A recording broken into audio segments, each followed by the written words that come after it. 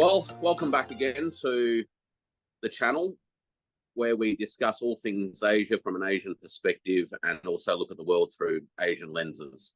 Today's guest is Dr. Anne Cullen, who is also a very, very old friend of mine. We've known each other for quite a number of decades, and that probably gives away a little bit too much in terms of our vintage, Anne. But I guess I mentioned that because I wanted to draw on your experience both as an academic administrator during your career, as well as more recently as a teacher and research academic back at the business school at Griffith University here on Australia's Gold Coast. As to the questions of Australia, its geography, its cultural history, and how it relates to Asia in the 21st century. You've recently published some work touching on the question of Australia's Asia literacy and preparedness. And perhaps I can kick off by asking you to give us a little bit of an outline of that most recent body of work. Certainly, I'll be pleased to. And I think, Warwick, our faces give away how long we've known each other these days. I would just like to start by recognising my co-author, Dr. Dennis McCornack from Georgetown University in Qatar. And it's because of my relationship with this wonderful economist from America and our many, many years of being and living the life of internationalized academics that I was in the state of mind at the Griffith Business School of what does it mean? What is it for Australia, and what does it mean for Australia to be geographically located next to Asia, and the winds of change that we witness historically about that engagement, and how we at times allow the wind to, it's almost drawing historical references back to the Macusson fishermen and the monsoonal winds that blew. And we at times move close to Asia and have good, solid relationships that are nascent but growing. And at other times we seem to distance and fall back to our Anglophonic and Anglophilic establishment in Australia, rightly or wrongly. Not into that debate. So I was thinking about it, what does this mean for business schools that are struggling globally to maintain their superiority in the tertiary education sector? And if for Australia in particular, what does it mean for our business schools? And for Griffith, even in a more microscopic approach, because it has the legacy of being engaged with Asia from the moment of its imagination as a university through to today. How is it honouring that legacy? Asian studies has been moved into the business school. So that again opened up a new avenue of investigation for me to think about the business of Asian studies, not just the academic inquiry.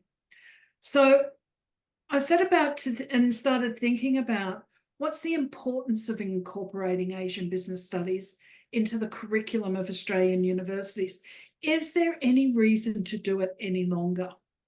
We have seen decline over the last decade or more, and in line with some theorists, that sits up against a liberal government as well. And there does seem to be a convergence of nearness and distance, depending whether it's a Liberal or a Labor government in Australia, with Labor wanting to acknowledge Asia and be closer. So we see this decline in tertiary education of the offerings of Asian studies.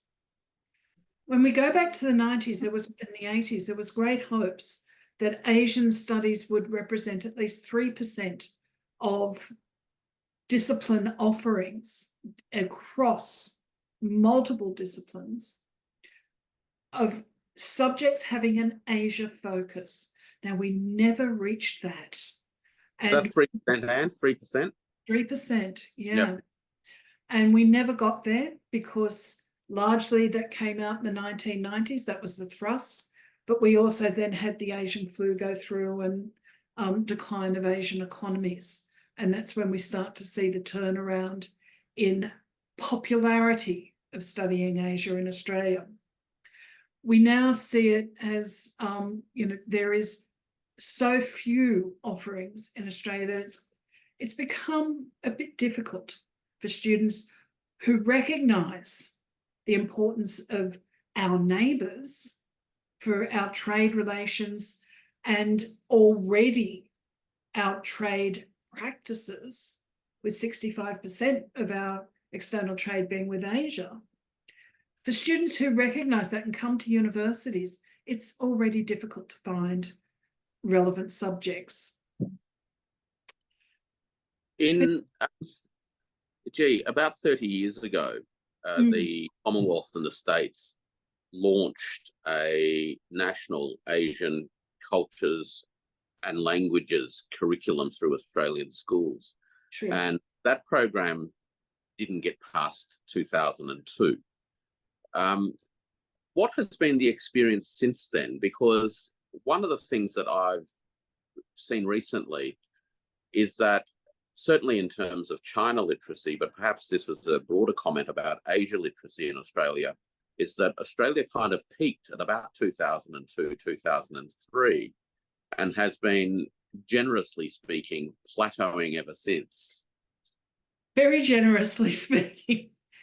I think there is a lot of truth in that. And yes, there was that very serious thrust of languages and culture, and especially in secondary schools. But one theorist will say it was the way it was set up that was it was flawed. We didn't have enough resident experts to cover off on offering broad-based Asian literacy and languages. And so quite often, so I am told, is some of the work was done by people who could speak Chinese, for example, but weren't skilled in teaching or didn't have that discipline backup. And so, the nice grandma was teaching ni hao, but you can't just teach a language. You've got to give it substance underneath, and cultural substance if it's going to be about Asia, and socioeconomic, all of those anthropology, economics, that multidiscipline approach has to flow through with it. And I think in from what I know of that school program, it was a bit thin on the ground. And but it was because we didn't have the expertise. As the popularity of Asian studies has declined since that time in the tertiary sector, so those experts are getting small, or the group of them is getting smaller and smaller and smaller. The other thing about that, to me, it seems, is that while 65% of trade is with Asia, broadly speaking, much of that is actually anchored by China, Japan, and the Republic of Korea. And Australia's relationships with its nearest with Asian or Southeast Asian neighbours is actually remains quite limited, despite, I guess, periodic expressions of ambition to deepen those. And I'm thinking of a couple of episodes. One was perhaps in the mid-1990s, when then Prime Minister Paul Keating really put Indonesia and Australian relationships on the map with the security arrangements, which was unprecedented. And more recently, coming back to only a few months ago, the Australian government has launched its ASEAN 2040 strategy with the ambition of catapulting Australia's relationships with Asia into a deeper engagement with Southeast Asia. I know your research background is Indonesian things, all things Indonesian. What are your thoughts on Australia's relationship, less with North Asia, but perhaps a little bit more with South and Southeast Asia? What I'm seeing currently is, and I want to say you're right, the majority of the trade at the moment is in Northeast Asia, but it is shifting to Southeast Asia. Indonesia is going to rank number 7 GDP by 2030, number 4 by 2050.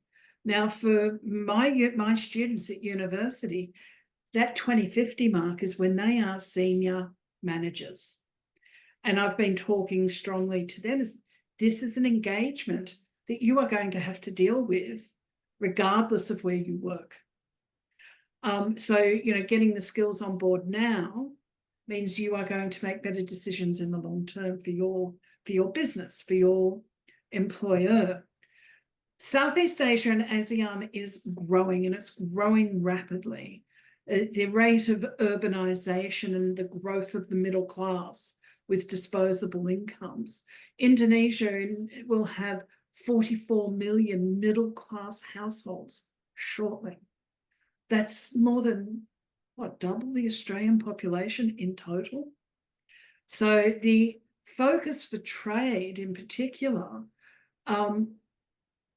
given the closeness of that near neighbour, makes sense. It's just common sense. What has been restrictive is this historical distance that we've built up, not only about trade only occurring in Northeast Asia, and it largely has, but it's not exclusively in Northeast Asia, but also the popularity of the idea of starting in the 1980s and the 1990s that any threat to Australia is going to come from the Northwest, and that means down through Asia, through Indonesia, and that puts them on the threat side of the neighbourhood fence rather than the friend side of the neighbourhood fence. And so we've had to try and juggle and remove that barrier. And I think there has been some really good governmental work around that. And we do see a lot more strength in that security relationship with especially Indonesia post-Bali bombings than we've ever seen previously. The work has been magnificent, and respect on both sides is being built. It takes time. And largely, I'm talking about 1/2, or not, maybe not even half, of the Australian population. We are bifurcated. We either know Asia, understands a bit stronger word, but we want to engage with Asia, or the anti-everybody else, Pauline Hanson-esque discussions of they're all different, you know, down to us versus them, the Alan Jones radio debates. We need to find a way to have a national discussion that stops that bifurcation. And I don't think we're that far away from it, but we're not there yet, is my estimation. I'm going to come back to that in a moment, but one of the things about this bifurcation was, I think, quite nicely captured by former Prime Minister Tony Abbott when he described to Angela Merkel the approach to China, which is to have both fear and greed as the drive. And I guess what you're suggesting is that, in a sense, we've got to overcome this dualism. We've got to move beyond this idea that you're either fearful or you only see it through the eyes of economic gain, and develop, arguably, I guess, a triangulated or a third way or a new way of that. Any thoughts on that? We absolutely, I think the fear and greed words resonate really strongly in what I've been looking at. I think that is not only applicable to Australia's relationship with China, but Asia in general, when we talk about it as a monolithic entity, which I don't like doing. But look at the government reports that talk about how we have to engage with Asia, and their tone-deaf titles match fit what we're in a competition. And we see that repeated over and over, where it's just, leveraging Australia's advantage. The language isn't about cooperation. Yep. It's about winning over Asia. And as I went down that pathway a little bit, I had an aha moment that I'm not sure Asianists have really seen. We use the word education all the time. I'm an educationalist, you're an educationalist. We have education institutions. We use the word education in many, many different ways. But when we come to government, especially reports, and the Engaging in Southeast Asia in 2030 report recently is as equally as guilty here as everyone that's preceded it. When we talk about education in those reports, the first sentence always says something along the lines of, Australia needs to grow its expertise to engage in Asia in a meaningful way. There might be another sentence that says, so we have to have more experts nationally. But by the third sentence, that word education has shifted from skilling, talking about skilling people to work together cooperatively, to transactional business relationship. Selling Australian education to Asia is our number 4 export, and we need to build this. And the rest of the report is about that transactional relationship. So what's happened is that we shift very quickly from the idea of capacity building of a population to the idea of commodifying education as a sellable product. Yeah, absolutely. You also touched on something that I think is quite a pivotal issue about, in a sense, a difference, if you will, between the mentalities that tend to drive the relationships amongst ASEAN states and the mentality that is brought to the table, and that is this one of, we're here to get something out of it. We're here to exploit it. We're here to get our piece of the action. And that seems to not be the kind of prioritization or rhetorical structure that dominates the way that the countries of Asia speak about themselves. Now, I'm certainly not an expert in the Southeast Asian world, but would that general observation be close to the mark, or is it a little bit off the mark? I think it's right on the mark, Warwick. Think about doing business in Asia. You can't be just transactional. You know that you've got to have those relationships built that are meaningful, that are authentic, and carry over a long period of time. So, if it's just a transactional relationship, it's fraught with misunderstandings, unexpected consequences that if you don't have an Asian expertise, if you don't have those skills, those capacities, then you're going to misread. And Australia does this time after time after time, because we don't have a depth of well-skilled, well-practiced Asianists across government, education, and business. Australia does talk a lot about the need for an Asian competency and an Asian literacy across its population. And it has done so, as we've touched on, for on and off the last 3 to 4 decades, if not longer. And yet, frequently we come back to the same point, which is a kind of a lament that despite the talk and despite the stated ambitions, that we as a country seem to end up short. Absolutely. And part of that is the commercialization of tertiary institutions. Vice chancellors have to balance a budget. They have to balance student demand, and they have to balance that with public demand as well.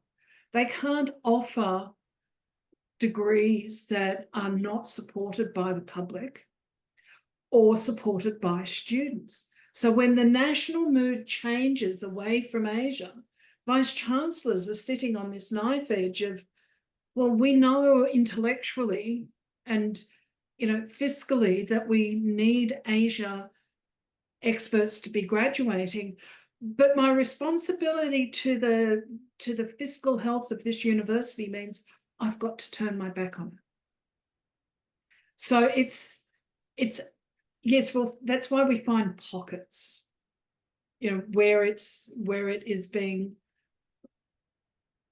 fostered, and where does it become almost an afterthought then, that as the focus gets turned to the obvious revenue generators, that the intellectual recognition that Asia matters a lot, and therefore we've got to find room for it, but it ends up getting slotted in both from a resourcing point of view, but ultimately from a curriculum design point of view, really as an afterthought, tacked onto other things as opposed to being the driver of the focus. I think that's where we're at right now. We're on that tipping point. In coming out of the 80s and 90s, we had degrees across Australian universities that were multidisciplinary and built a robust knowledge base for the graduates. Now it's watered down. There might be a major in Asian studies, or in my case, Asian business. So there goes anthropology, there goes sociology, they've got to be torn off or, submerged within the subject. And we're seeing graduates at the postgraduate level who might do a master's in international business, where there might be an Asian case study, or a PhD where there might be one or two Asian case studies. But because they're just case studies, there's no longer the demand for that bedrock of multidisciplinary support of your argumentation. That's gone. It seems that as we, in a sense, dilute some of those non-utilitarian or transactional areas of content, whether it's anthropology or history or whatever, that the risk that we run is that we actually lose or don't even get that foundational capability to navigate difference and to actually appreciate and understand how difference within a geographical environment actually shapes who we are, shapes who our counterparties are, and ultimately conditions the way in which they each view each other and how best to interact.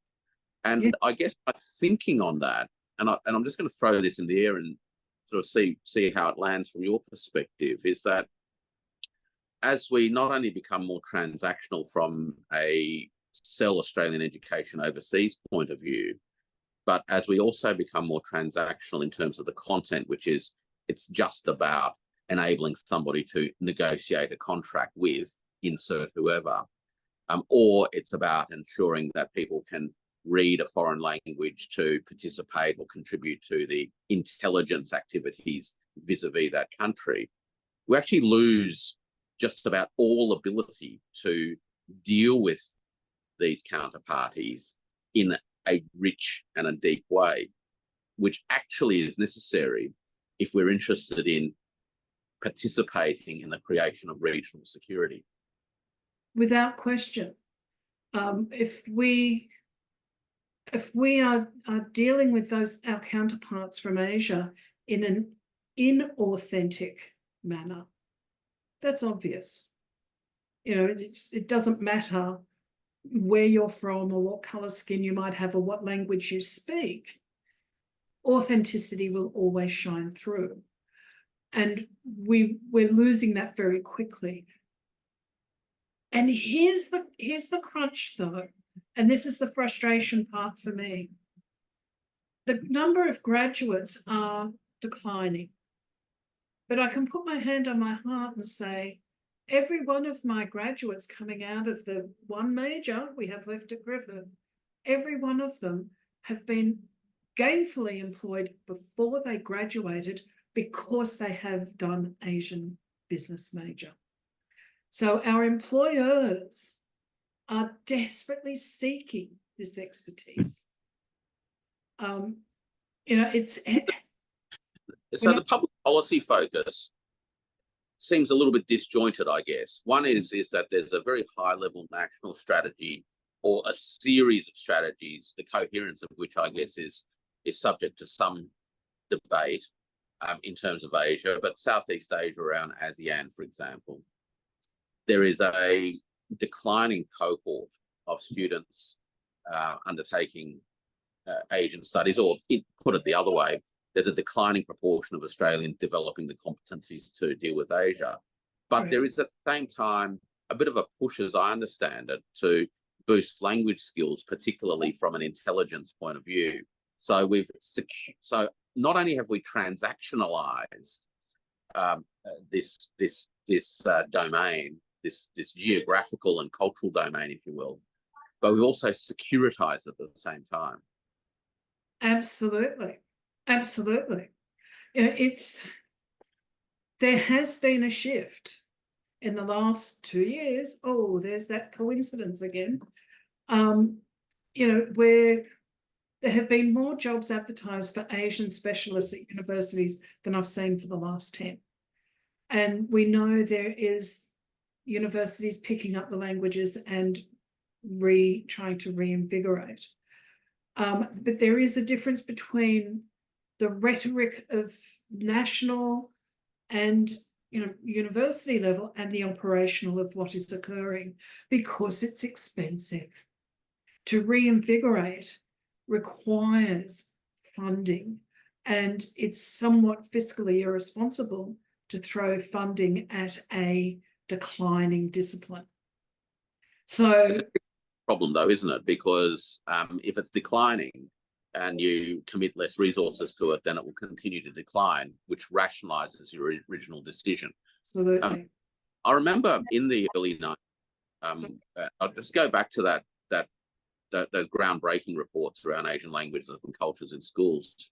There was a recognition at the time that the first order problem was insufficient skills at the teacher level. Yes. And you touched on that you ended up with people who could speak a language but actually had no content knowledge in anything else. So an effort was made, and of course, through 6 years of funding, hardly sufficient to actually cultivate that cohort of deep teaching capability. But if we were to start that again, I'm thinking if Australia's Asia literacy peaked around 2002, so that's literally a generation ago, to regain that, or to put Australia into a position where it actually has the quantity of Asian literacy, that's going to take a remarkable commitment of financial and other resources. Do you see that commitment being part of the discussion at the very least within institutions and policymakers? I think it has started, but you're talking. It's not just a commitment. It would be a recommendation and strategy plan, forward strategy plan that would have to have a 10-year lifespan minimum, with funding, adequate funding throughout. And then again, where do you find the expertise to build it? As I said, my impression is if you don't have graduates out of an Asian studies degree getting that multidiscipline approach, going on to postgraduate work, and then turning around and giving back by developing next generation degrees, then where's that expertise going to come from? to build those degrees? Do we bring it in from overseas? Is that to national advantage all the time? It's great to have different voices. It's great to have diversity. But when you're talking about, especially strategic relationships, every country has to have with its neighbours, do you want that? Do you want all of the work to be done by internationals? Now, I'm exaggerating. Of course, it would never happen. But there is something that makes me nervous at the moment when we see people being employed into national universities who are brilliant and fantastic at their research and their teaching and are wonderful colleagues to have.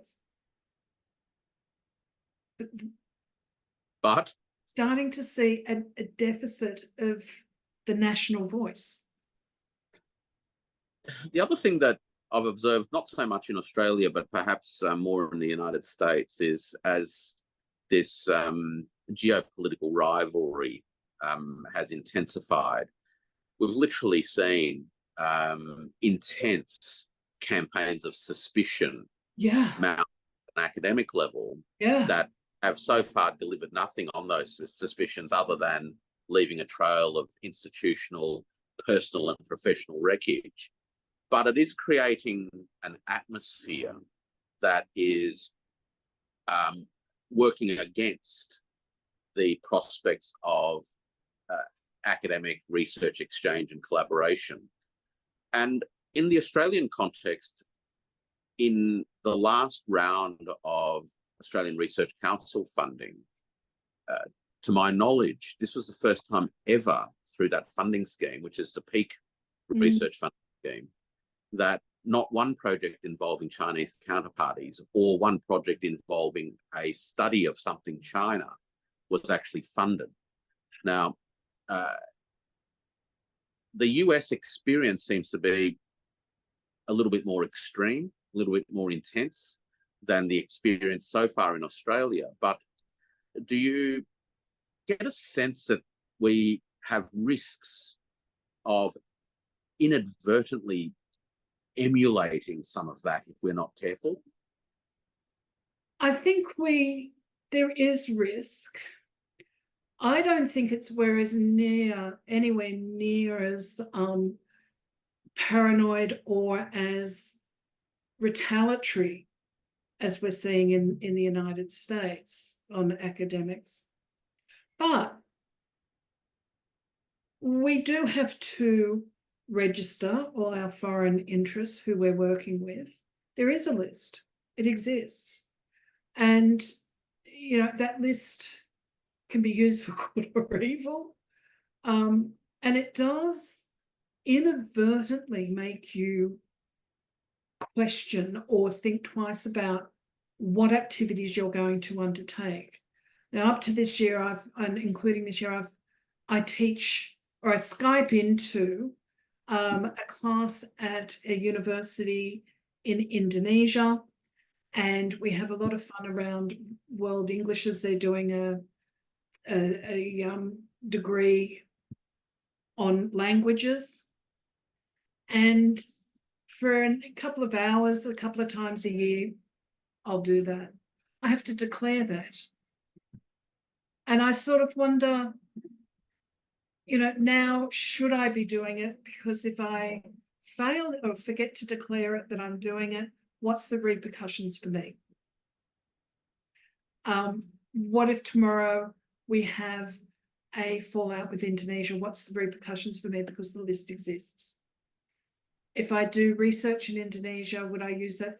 So you are now thinking about the strategic elements of your research rather than the point of the research. Yeah. And I think that's the inadvertent fallout. And so it creates an atmosphere which, again, prioritizes things that arguably goes towards diluting or undermining the original purpose of the work in the first place, right? I think it can. It won't necessarily do it, but the possibility exists? The I guess one of the things that I'm often concerned about is not only what happens in the US, which often does find its way through to Australia at some point or another, but also taking half a step back, looking at this issue of whether or not there is a sufficient cohort of both skilled teachers, experienced and wise people, if you will, and people coming through picking up those knowledges and skills. And if there's a shortage all round and there's an atmosphere that is, let's just say, suboptimal, how do you think we end up, I guess, punching through? Because all of that creates significant hurdles, soft hurdles, if you will, but nonetheless significant hurdles to getting this country's policy priorities to properly engage on the question of Asia literacy. I'm not sure they're so soft. You know, I look at the wonderful New Colombo Plan scheme. Students are funded to go and do an internship for 12 weeks in Asia, or, you know, the next step they can do, you know, a semester abroad in Asia, or they can do a year in Asia, and there's varying levels. Now, that's a fabulous scheme, and it's, you know, I'd love to send every undergraduate on it. But let's say an undergraduate goes on it that has, you know, we typically don't want to send undergraduates out to an internship until they've got some skilling on board. So say they're halfway through their degree. They go, they do this internship, they come back and they say, oh, now I know my future's in Asia, I want to do some Asian studies. It's too late, they can't change their major without losing subjects. Or, you know, it's a cost benefit analysis for them at that point where they, you know, most of them, they say, well, I can't now do the deep dive on Asia, but rather I've got to keep it as a case study. And so that has the consequence, because we're not moving them through that virtuous cycle to where they are making policy. That's restricted. So a lot of this constantly speaks to me about disconnects. Yes.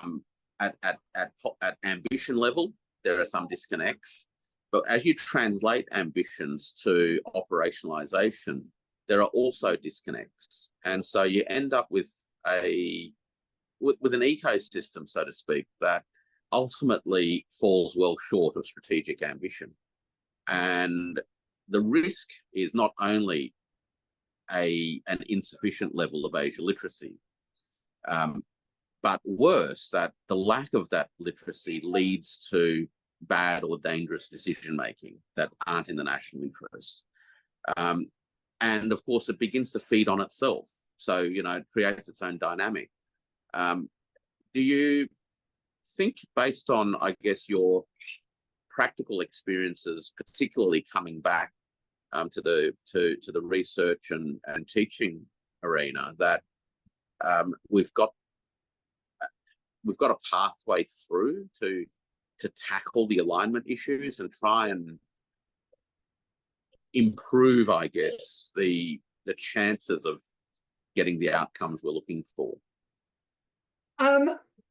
The flippant answer to that is, I'm ever so glad I'm at the end of my career and not the beginning, because this is, you know, to turn this around is like turning the Titanic. Yeah. It's not going to happen. There's nothing lithe or agile about universities. And I think, especially when we start thinking and adding into the mix the whole disruption that's occurring in education through artificial intelligence, and, you know, what that means for what a university looks like even 12 months from now, let alone 5 years from now. Can we change it around? I think we can, but I'm not sure that there is the longitudinal will yet. That will come as Indonesia's racing up those GDP rankings and Australia's falling down. When they reach number 7, we'll be number 29. So what interest has Indonesia got in Australia? Zero. They're looking to their, 6 and above. That's where their relationship building is. It's not with a lesser entity. So they'll be replicating what we've been doing. And that, I think, is when we will have a moment. What happened here? And can we turn it around? 60, 70 years ago, Donald Horne wrote that very famous book, The Lucky Country, which was really a way of talking about Australia's natural resources, delivering material well-being for the population of this continent, notwithstanding the limited skills in those who've managed this country going forward. Are we experiencing another episode of the lucky country moment, do you think? I don't think we are. I think we're experiencing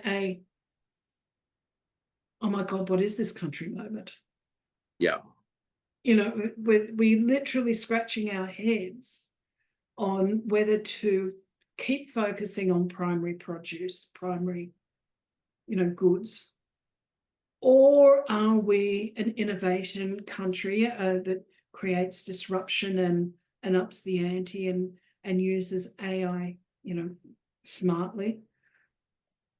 I think Australia, like many Western countries, is scratching its head. What happened? We used to be in charge.